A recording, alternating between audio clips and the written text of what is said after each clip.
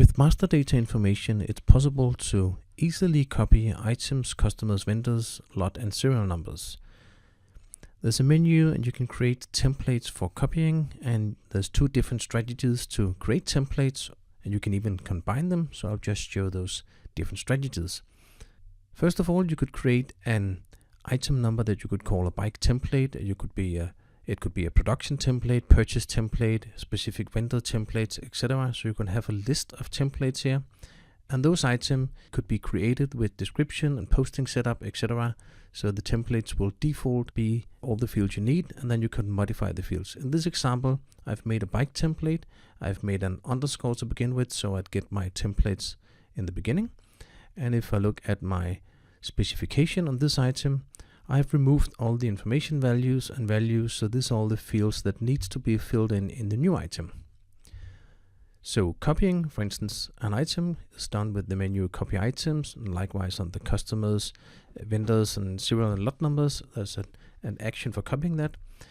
But the menu is different on each of the different entities. So the bike copying template looks like this, and I'll just remove my template here to show you here. I can add my new item number. I'll just add an item number 1002 and give it whatever name, a new bike. And I can select once and for all to create a new item, and then if I want to copy all different things from this item. So this way I am using an existing like virtual item number to copy to a new item number. Now my item is updated, and I can take my new item number and then go into my specification and modify, for instance, here my bike type, if it's a mountain bike or whatever. I'll just make this a mountain bike, etc. So this way I can modify my master data, and of course I also need to go into my item card and modify all the fields on this specific item.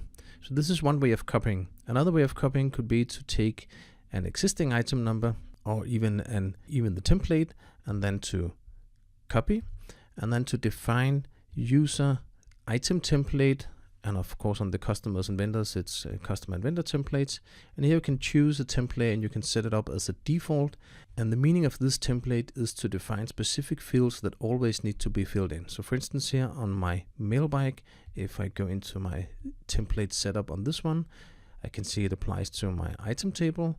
It has a description, it's released, and those fields here should always have that specific value if it's a mail template. So here I can select field from my item template. Oh, sorry, of course it shouldn't be released. Like this. And I can select fields from my item table, and I can enter the value over here. So in this case, I have set up that the general product posting group should be item product, and I could select whatever here.